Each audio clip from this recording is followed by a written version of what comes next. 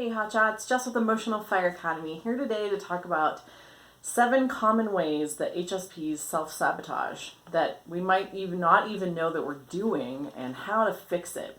So subscribe to my channel if you are a highly sensitive person looking to make life better this year. There's still plenty of the year left to take it by the horns. That's what we do here at Emotional Fire Academy. Welcome, I'm Jess. I am a master NLP practitioner and former firefighter. And as with all of the things I teach, they are earned through experience. So I have been guilty of all these things myself. Please don't feel like I'm judging you. I am just showing you an alternative way so that you can bring the power back into balance. Because that's what self-sabotage actually is. In the past, when I heard that word, I'm like, what does that actually mean? Okay, I destroy things that I really actually want to have. This is kind of a deeper level. Self-sabotage is about putting ourselves at a disadvantage. And that doesn't have to be the case. We don't have to put ourselves at a disadvantage. So really, self-sabotage is about power. It is about literally putting the power somewhere else instead of where it could be. And so in that power imbalance, we put ourselves at a disadvantage where we're kind of, something else is more important than us. And when we could at least bring ourselves up to here, if not up to here. Ideally, we'd like it to be equal footing because that preserves some degree of humility. I think being humble and gracious is important, but to each their own. So the main concern is, to at least bring us up to here and not forget that we have power in any situation. So we're going to go through 7 common ways this happens to us, and the awareness alone of doing this is sometimes the key to changing the pattern, right? These are all patterns that we might fall into, that we might be unconscious of, that we're doing unconsciously. A lot of these things a few years ago, I was doing unconsciously just because I thought that was the status quo. I was just letting some programs run on autopilot. And so when we get more introspective, when we look at these things, we can then take control of them and be more intentional about, where the power is going so that we're not putting ourselves, at a lower point, at a disadvantage where we then have to climb out of it because it just expends more energy. So what is the first thing? And these are in no particular order. The first thing, playing the blame game. Oh my gosh. So this is something every once in a while I will slip into too. And as I'm blaming someone else for something, I'm hearing myself speak and I'm like, I'm playing the blame game. Whenever we blame something or someone outside of ourselves, we are automatically putting ourselves in the victim position. Because we're literally handing our power away. It is like a game. And we have labeled that person or circumstance as the perpetrator, right? So they have done something to us. And that, because of the structure of the story of blame, we are automatically in the victim position, whether we recognize it or not. So blaming someone, feeling as if they did us wrong, complaining about it, pointing a finger, blaming, a circumstance, automatically victimizes us. And a victim position is never a place we want to be because, again, that is the most disempowering archetype that we can embody. It's saying, because of something outside of me, I am less. I am less. I have lost something, or I am less of a person, or I have, been damaged, and this is really disempowering.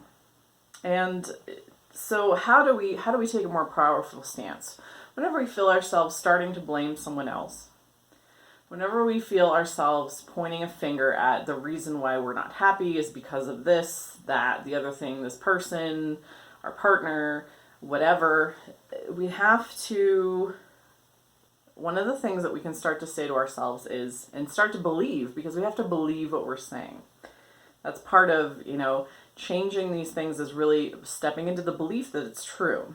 And stepping into a belief that I am going to be better off from this experience. I am going to be better off from this experience. So then what happens is, instead of that person being a perpetrator, that circumstance being a perpetrator, and us being a victim, when we say, I'm going to be better off because of this, I am really learning from this, it then elevates us. This is then that person or circumstance becomes a teacher in our life, and someone or something that is contributing to our growth. And that is a huge distinction.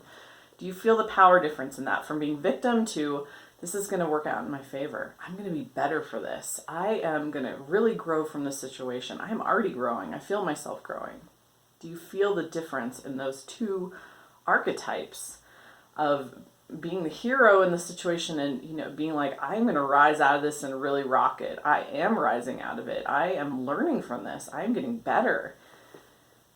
This is going to work out for me. Those are the thoughts that we want to have instead of, this person did something to me. This situation did something to me.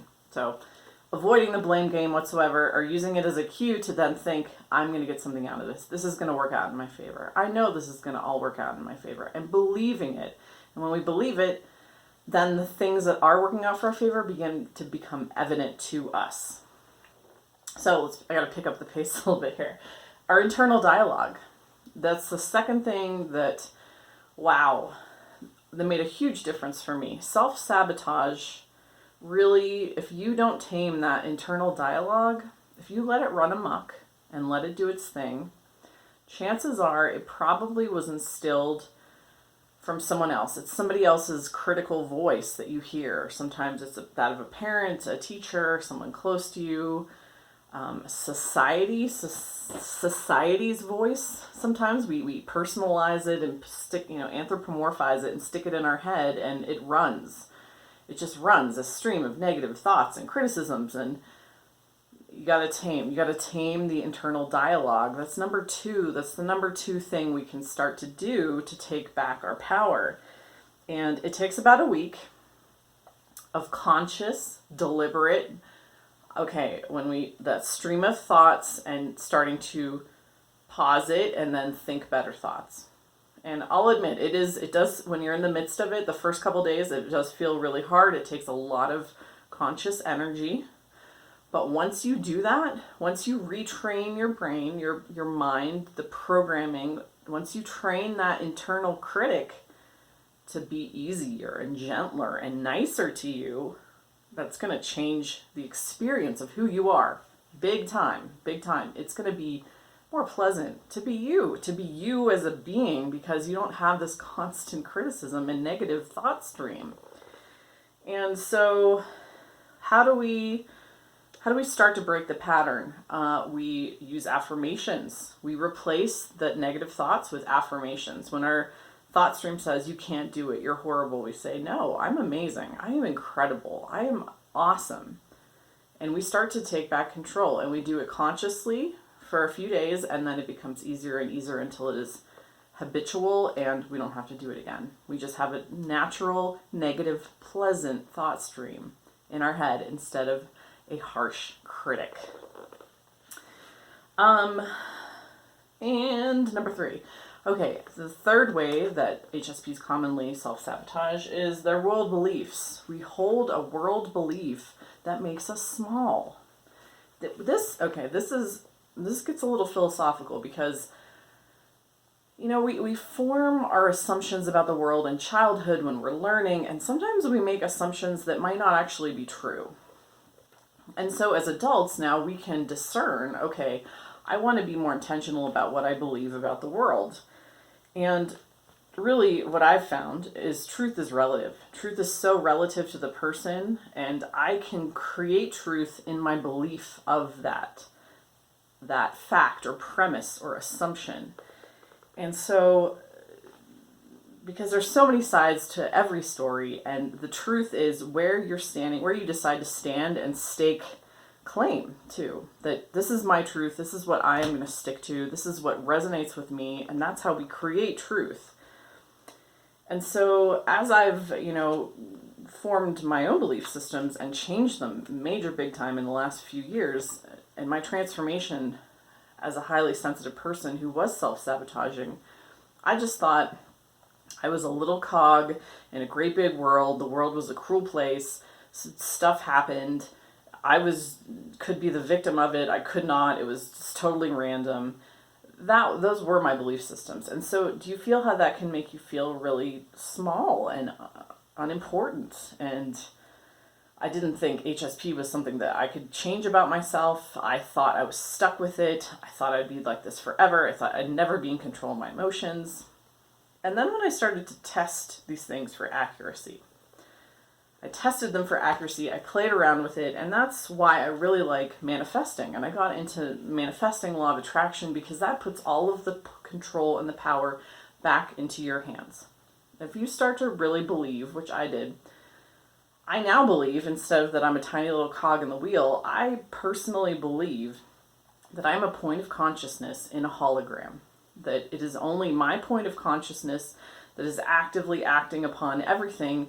And so when things show up in my life and I don't like how they are, I simply change who I am, that then ripples out into the reflection of the world. And so that is super empowering to believe that, to really believe that. And as I tested it, I went out there and did this stuff. I practiced law of attraction and saw what happened. And I came to believe, I'm like, wow, this is just as real as when I believed that I was a tiny little cog in the wheel and nothing good was ever going to happen to me. I switched my belief systems and picked up ones that were more empowering, where I had more control and responsibility and accountability, where I was literally the center of the universe. And when you do that, anything becomes possible.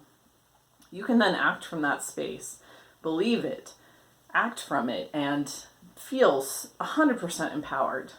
There's a difference between you can feel in holding two different belief systems about how the world works and what your place is.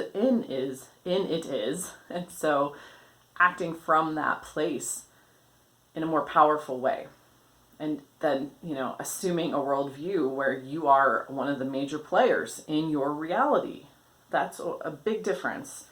And one of the things that I think most people just take for granted, they just assume that things are the way they are. But truth, again, can be molded and shaped in our belief of it. We can stand in a place, declare the truth, and have it be the truth in our reality.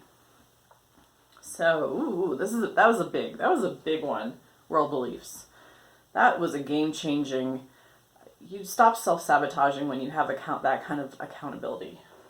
So number 4. This is an easy one. Not following our hearts. We self-sabotage a lot as highly sensitive people by overthinking. And not following our heart. If we don't follow our heart, there's always going to be this little nagging like, oh, I really want to do this. Pretty much 100% of the people who come to me about, for some reasons, this happens a lot in career. People who come to me about career, they want career guidance, they know exactly what they want to be doing. Their heart is telling them, go open a surf shop, or go be a counselor, or go do this. Their heart is telling them exactly what to do, but their mind is talking themselves out of it, or hiding in fear, or saying, coming up with these rules of we can't ever make money doing that, or that aren't true. These things aren't true. They're only true if we allow them to be true. Right? So an easy one with this, navigate with your heart. Navigate life with your heart. Let your heart lead you, and trust and know that you're going to figure it out as you go. That's where your creative faculties of your mind can be put to use. That overthinking.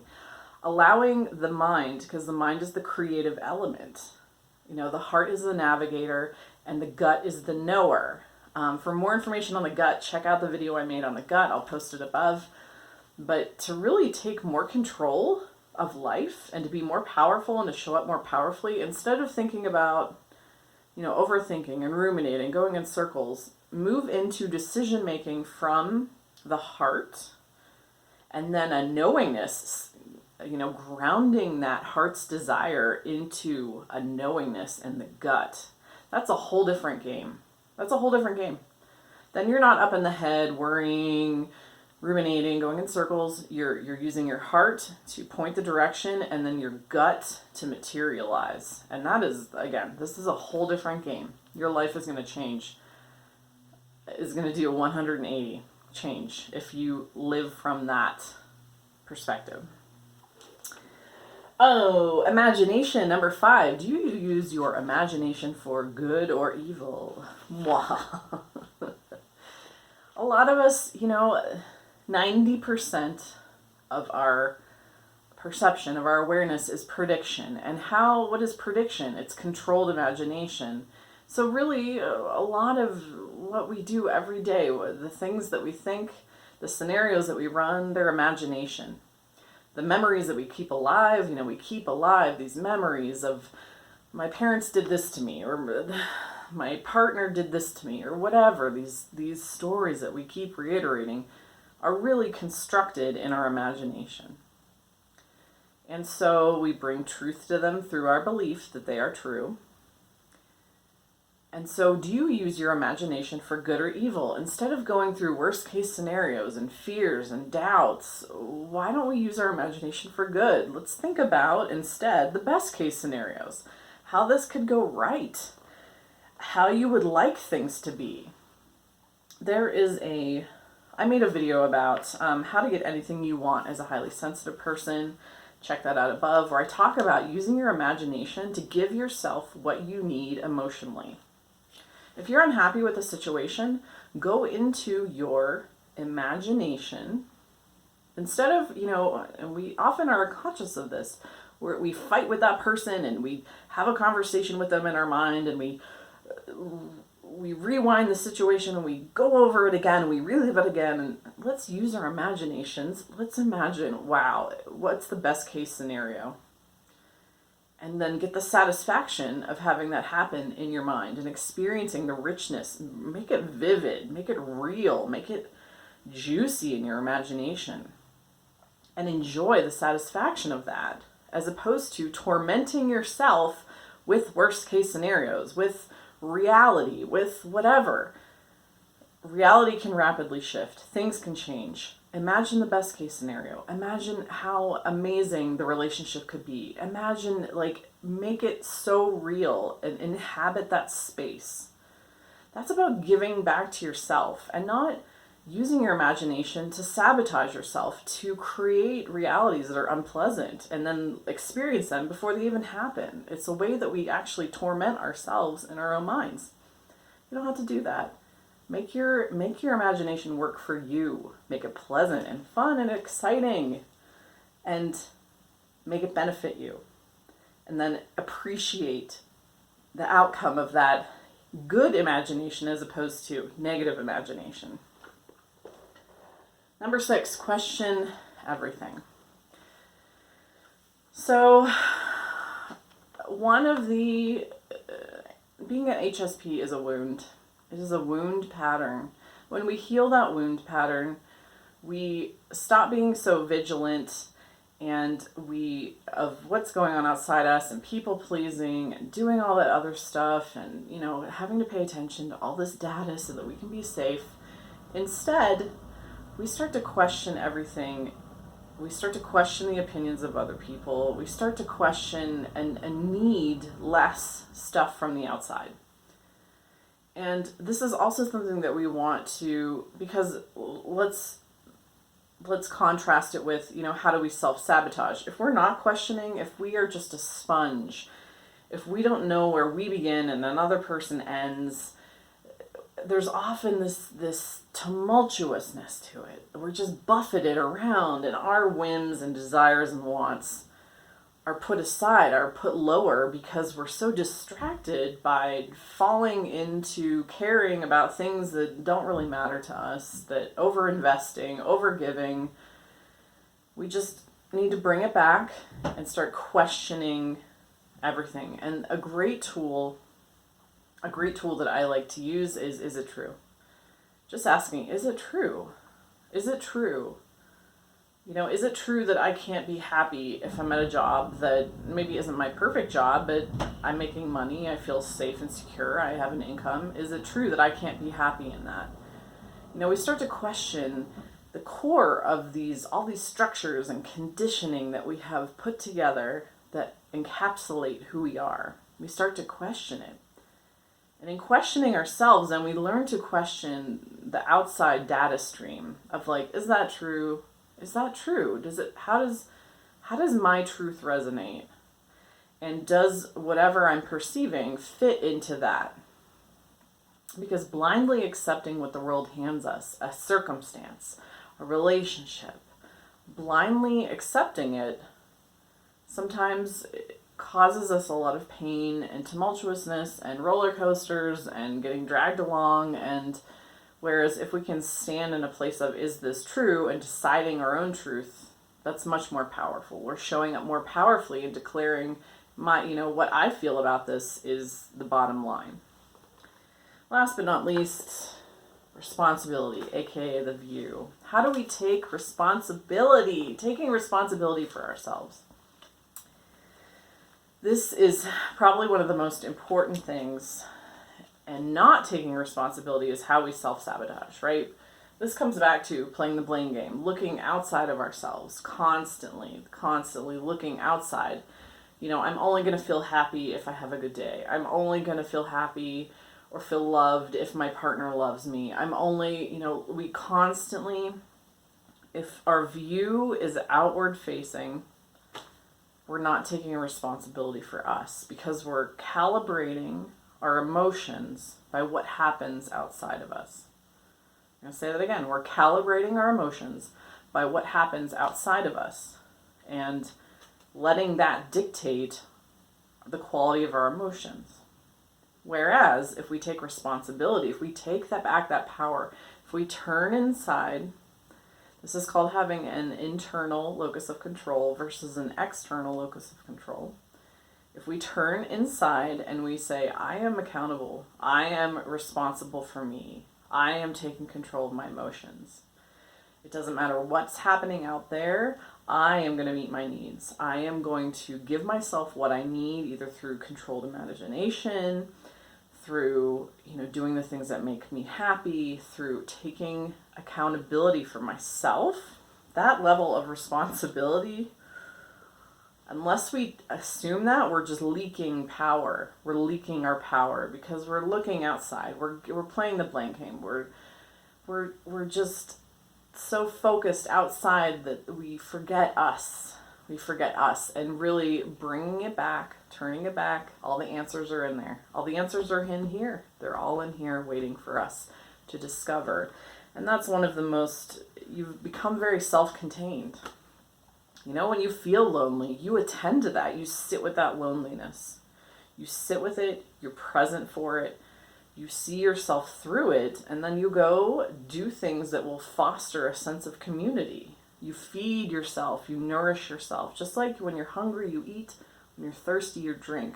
When you need something emotionally, you give it to yourself. You give it to yourself. You give it to yourself. And then you quit looking outside of yourself to give it to you. Because that is sporadic. It's unpredictable. It may never materialize in the way you absolutely need it. So when you create it on your own, when you take full responsibility, you claim 100% of your power for yourself. And you stop sabotaging. You stop giving away your power. And you become an unconditional being, right? You level out. You level out.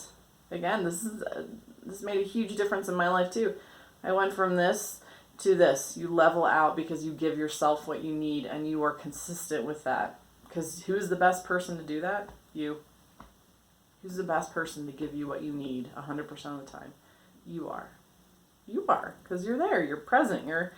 That's who you are. So I hope you enjoy that. Leave a comment below. Let me know if this made sense to you and how you're going to show up powerfully from now on. And if you are someone who needs additional support and guidance in this area, I would be happy to help you. I have a one-on-one coaching program called Flammable to Fireproof, where in 3 months we help you do just this. You go through all of these, you start to leave them behind, and you start to step in your own power, become the person, really, solidify your identity, become the person that you want to be, as opposed to what you feel like the world is crafting of you, if that makes sense. So thanks for watching. Have an awesome day. Bye.